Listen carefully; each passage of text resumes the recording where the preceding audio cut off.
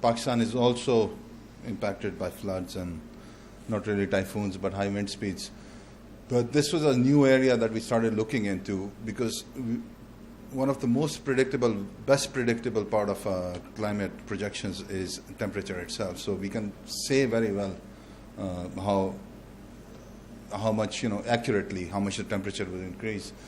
But besides theoretical research, nobody's really looked into how these impacts of high temperatures will be felt.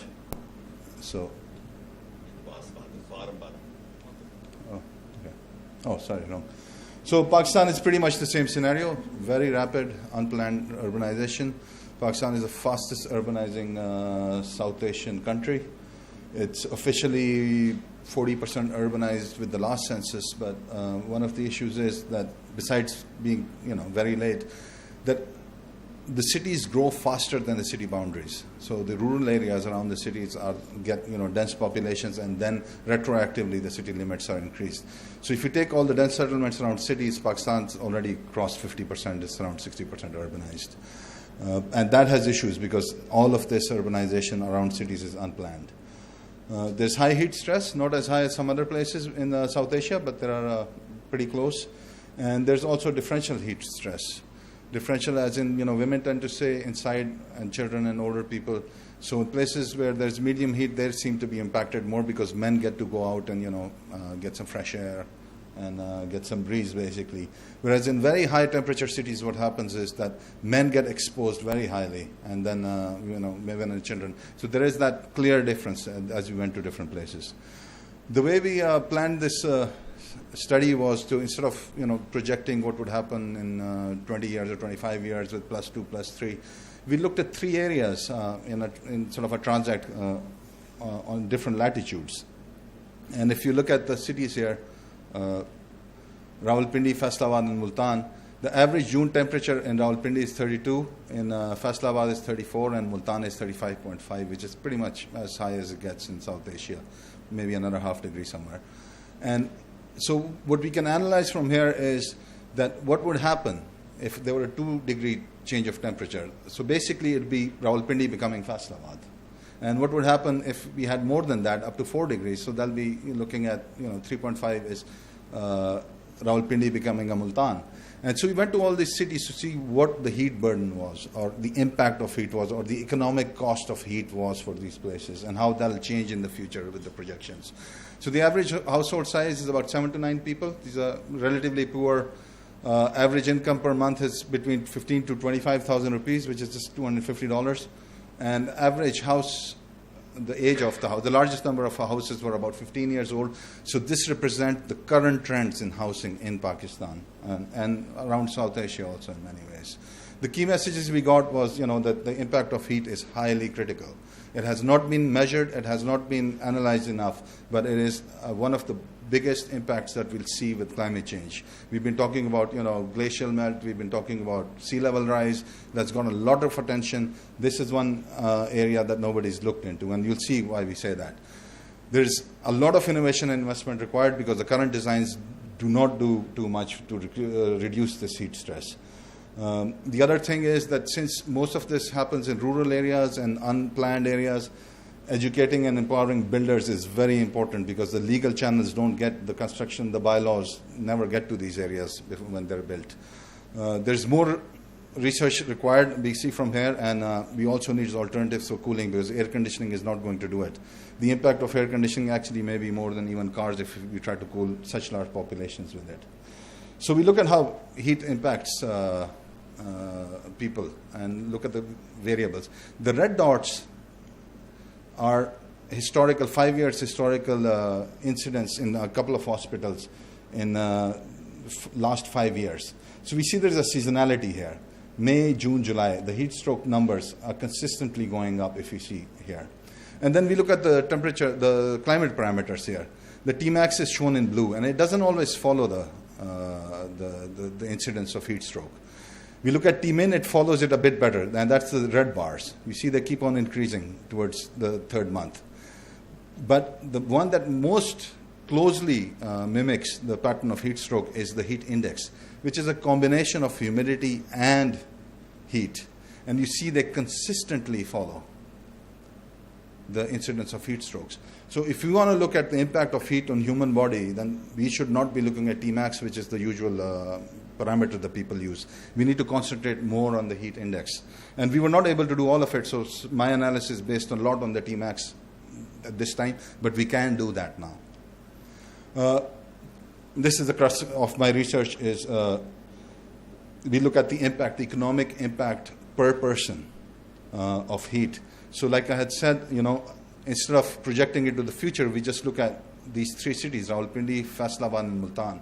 And the biggest thing you see is that as you reach a certain threshold, even the smallest increase in temperature, a degree or two, would disproportionately increase the economic burden of that. And the economic burden, I should explain to you, 65% of this is adaptive measures, which would be using more electricity, using more water, buying ice, clothes, all sorts of things that people do. It also includes number of days lost because it's either too hot or people are sick.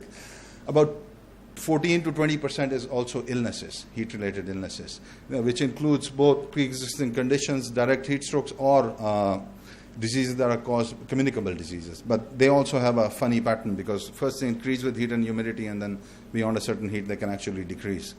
But what the big lesson here is that as the temperatures go up, the expenditures go up, how they're done currently in the current adaptation patterns. And for a place like Multan, even a 1.5 degree change would take per person 3,500 rupees, and this is something that is not affordable by these people. So I said it's 25 to 30,000 per household, and then about 7 to 9 people per house. You're already getting into a place where people cannot afford to live with this heat. It's either unbearable and unaffordable at the same time. So in this case, unlike other cases, the intervention has to be from public policy. People themselves would not find it. So we looked at a lot of options that are currently available in the market. There were about 25 of them. I'm just showing you 4. And except the most basic measures like lime wash on roof and some false ceilings, most of them are not affordable to people. And therefore are not used very commonly either. But as the heat stress goes up, they tend to get more and more affordable here. So we look at Multan, the hottest place. Rawalpindi is the relatively cool, and it's not affordable. I mean, it's not worthwhile in doing that right now. But as we move to Faisalabad, it gets worthwhile. In Multan, they're totally worth. We add in the climate change, and you see what happens. So this becomes somewhat like this, and this goes higher and higher.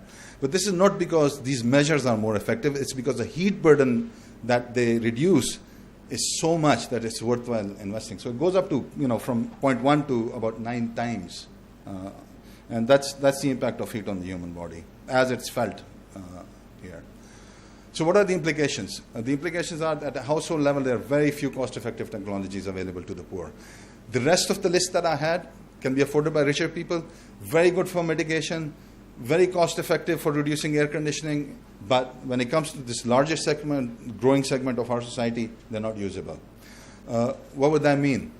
That means these cities will become not only unlivable, they will also be unaffordable to the poor people. So now that we see this big shift of population going from urban to rural, there may be a need to do a remigration because it'll be very hard to live in these places. And this is massive. This is massive because we haven't really done the numbers, but in South Asia, roughly say it's between 0.25 to 0.5 billion people who will be facing those limits of heat burden. What are the public policy options? Urban planning, of course, which does not happen in most of our cities. Leaving open spaces and a little bit of planning can actually reduce this, because the urban heat island effect would be reduced. The climate change would be there, but you wouldn't have the additional burden of the heat island. There is investment needed in research and innovation. Does not need to be too much, but we need to look at options. We did not have the luxury of time to do a competition on this one, but there needs to be such things done. Then there is training of builders and masons and awareness that heat will become a major design feature in the future. And also there are some cities and people thinking about ideas of public cooling centers, which may be a bit more cost effective, but how it's going to help all these cities, which each one of the cities that we chose is million plus. So we are looking at major urban centers. How is that going to happen? Are we going to need warning systems? it needs to be looked at. And finally, government is making some, both in India and Pakistan, some housing schemes. And that may be a good place to start experimenting with this, because it seems that the heat impact is going to be more imminent than some of the other big things that people have highlighted. And it start taking effect in the next 15 to 20 years. And Ken will show you that already from 1950s till today, there has been a part of that change has already happened. So it's very highly likely that this will continue exactly at this pace, if not faster, and which means that many cities will start becoming unaffordable and unlivable within the next 15 years, starting next 15 years. So that was all from my presentation. Just push it one further for Ken. Thank you, Fawad. It's now time for Ken McClune. I do think that there's a key message beyond this that's very relevant here in Southeast Asia, and that's the point of the humidity. The heat index depends on the combination of temperature and humidity. Most people have focused on temperature alone, but that heat index is what causes the health burden, and that's incredibly relevant in a Bangkok and so on. So you may not get the same level of absolute temperature increase, but when you get it in combination with humidity, as we all feel going outside, we're sitting in an AC room, and that's driving 50% of urban electricity consumption, or a large part in many places, is electricity, is air conditioning. And yet, what do we do? That's a key issue there. So now, Ken, you can hop right in. I'll take it from there. Thanks, Marcus. I want to thank everyone for coming out this afternoon, and I want to highlight what Marcus had mentioned earlier about how this is a multi-partner collaborative effort, because what I'm about to show you comes from our engagement with the U.S. National Center for Atmospheric Research, or NCAR, and the work that I've been doing with Casper Aman there. So to that effect. So climate. While shelter designs can reduce some of the impact of extreme storms and floods, as we've seen, and Fawaz has pointed out the fact that temperatures are going to be a little bit challenging. You can reflect away some of the incident sunlight, but there's some further challenges that need to be addressed. So, of course, it's a climate talk, so I'm going to show you some squiggly graphs. But what you see here on the left side of the graph are temperature, and along the bottom is month, and so they're given in month number from January through December, and it's an annual cycle. So these are multiple years of climate output. Now, the point here isn't really the point of this graph isn't to look at these squiggly lines per se, but to identify the annual cycle of these values. So on the top we have T max, or the maximum temperature in the day. On the bottom we have the minimum temperature measured during the day. So one of the key features of the maximum temperature of the day in the annual cycle is this early May and June temperature spike. And this particular sweat is for Gorakhpur. Other locations will have a slightly different type of shape, or when the maximum temperature is. But most of the monsoon-influenced surface temperatures are going to have this sort of pattern. The key feature here is that minimum temperature, despite the fact of the change in how the maximum temperature is felt, is basically level throughout the hot season. So one of the interesting things that came out of this work was realizing that T max, which is the maximum temperature, which is what everyone talks about in terms of climate change, really wasn't the key feature that stood out for us.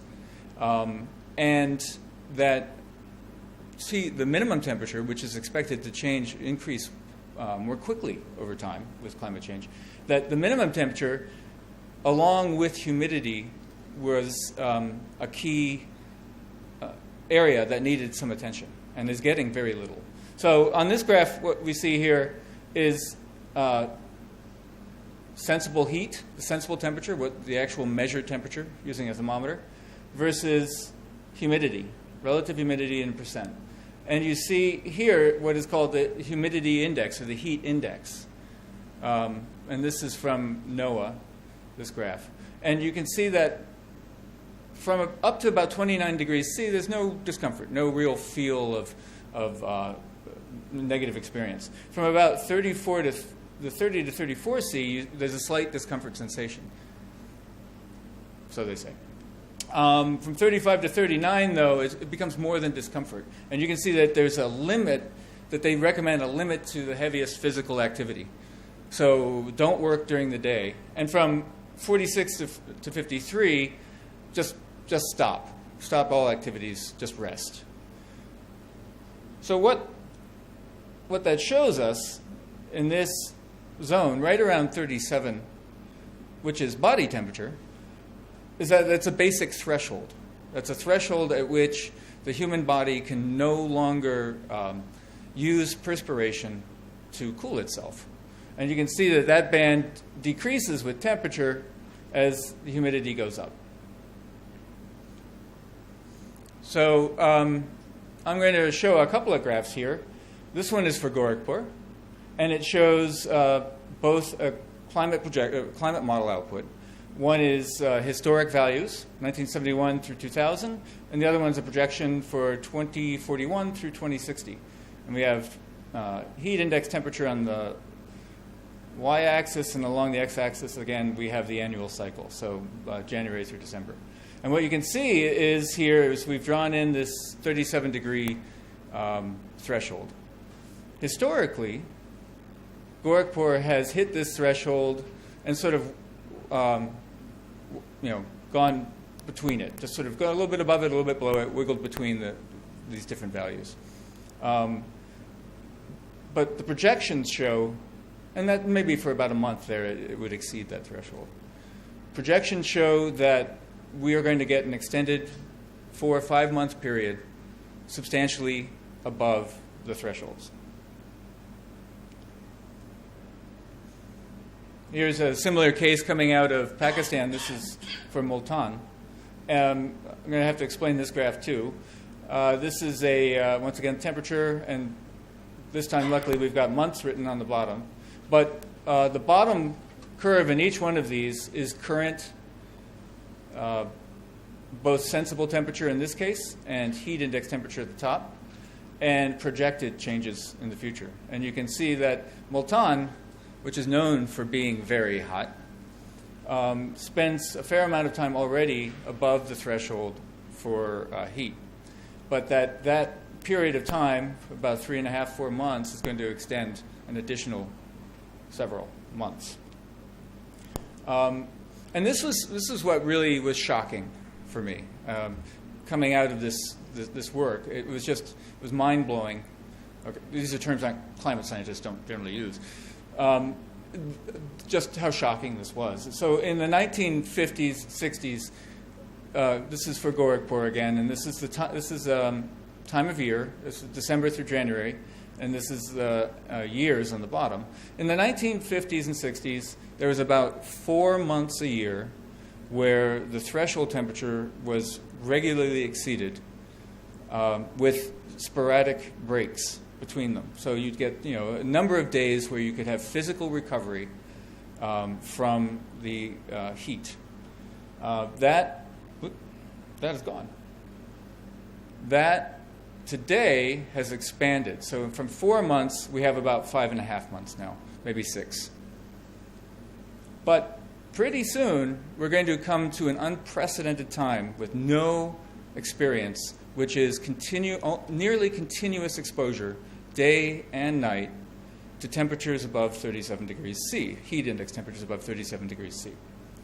And so there's no sort of latent adaptive capacity learned from experience in trying to deal with something like this.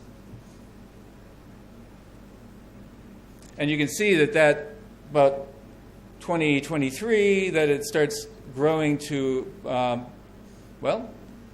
pushing 3.5 months a year of nearly continuous exposure. And so that the idea that you could use ambient cooling, as many people do, is basically out the window. So the implications for that is that this is unprecedented heat index levels, and it challenges current adaptive capacities to work with it. And that are using just sort of structural changes to to sort of enhance the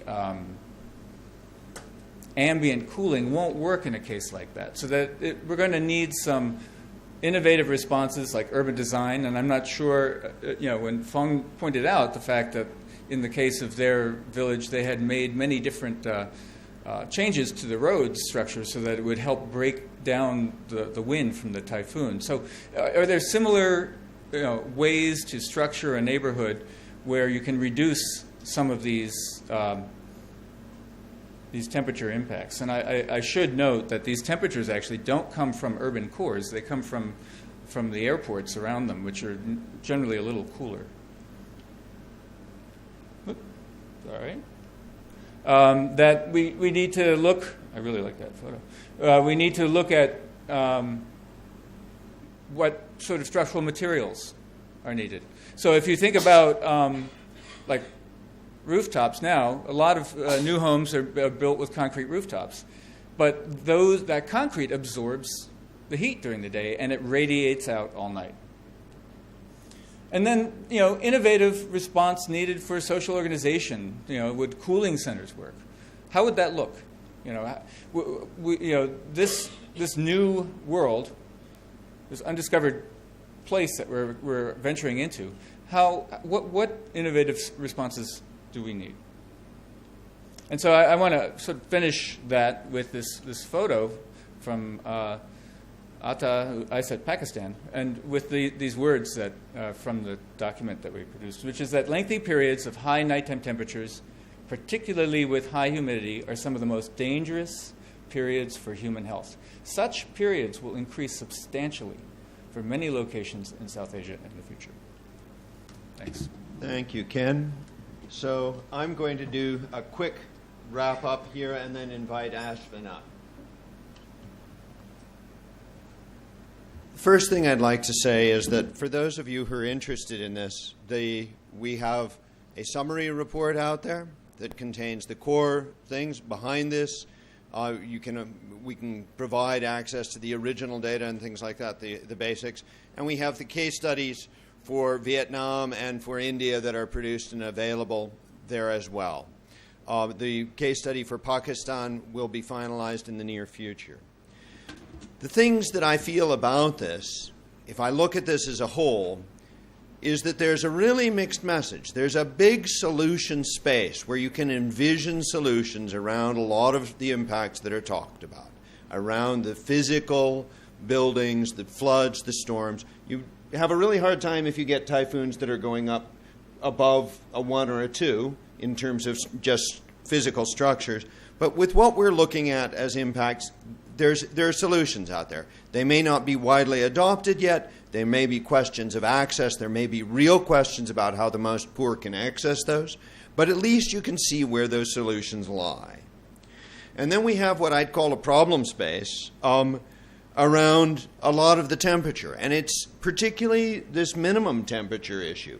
Ken may not have mentioned that directly, but the question is, the T-min is the daily minimum temperature, the nighttime minimum. And if your nighttime minimum doesn't go below body temperature, you don't have the space, your physical space for recovery. And at present, the only way to address that is through active cooling. And if you're looking at an active cooling situation, air conditioning, there's obvious questions of access, there's questions of energy, but there's also questions that when you kick hot air out into the active space, you're creating more of that urban high temperature space.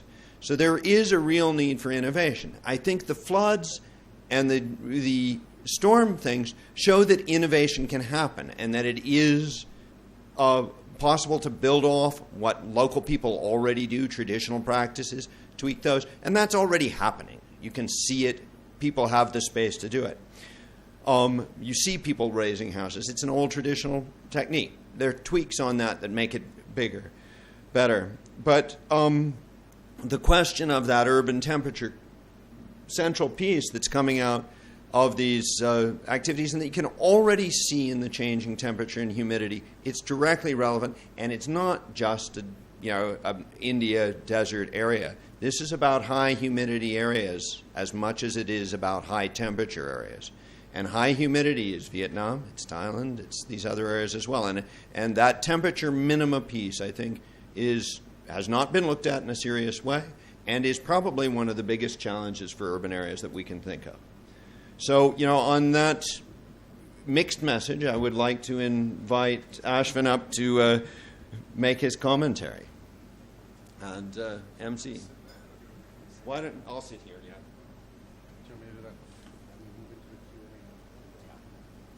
All right. Well, thanks, Marcus, Fong, Bijay, Fawad, Ken. Thanks, everyone, for being here. I'm Ashvin Dayal. I'm with the Rockefeller Foundation and have worked closely with the ISET team on some of the things that were presented today. But a lot of it was new for me as well. So thanks, firstly, just to have the opportunity to grapple with some really important new material. I mean, it might appear a bit scary. It is scary, actually, some of it. And it's scary because one of the things that I was reflecting on as I was listening to your presentations was just how seemingly unaligned the incentives seem to be as yet around addressing some of the challenges that you've been documenting and measuring and doing the cost-benefit assessments on. And it's something that we are, deeply concerned with and thinking about if the cost benefit numbers are so strong and so compelling, if the economic case is so strong, how do we galvanize a much more immediate response in terms of taking some of these solutions that we know are out there and getting them to scale? So this is incredibly important work because those numbers of 1.29 or 6.39 may appear somewhat, off sort of random up here, but they are part of what we see as a really important growing debate on how you create the case for more financing, for more support to flow into these areas so that as we approach these scary scenarios that Ken and others on the panel shared with us over the last 45 minutes, we are able to actually see the kinds of resources and support flow to address it because it's not happening at the pace that it needs to right now. I think we are all kind of painfully aware of that. And so we need more economic analysis. We need more analysis that makes the case, that shows the incentives to do so. It was great to see, the issue of floods and water along with high winds, along with heat stress, all being addressed through these case studies in relation to shelter and housing. It was really good. I didn't know we were going to get so heat-oriented towards the end. So that was a nice twist in the flow of the presentations. But it was clear across the board that there is a very impressive range of sort of design innovations taking place in terms of low-cost solutions. And particularly for low-income households for whom the shelter risks and the heat risks and the flooding risks are greatest, because there will be a dual world in terms of who has the cooling solutions and who doesn't. Air conditioning is not going to disappear for everyone, and it'll be an option, but there'll be very much a divided. It'll be a solution that doesn't work for most, but works for some. Fawad pointed out, I think importantly, that although these solutions work, they're not actually always immediately affordable for everyone up front. And that's part of the aligning of the incentives that I feel we need to be doing more work on. And it means looking at these in combination with several sort of levels of intervention required. As again, I was trying to plot the different points that were being made, and I sort of broke it down into maybe 4 or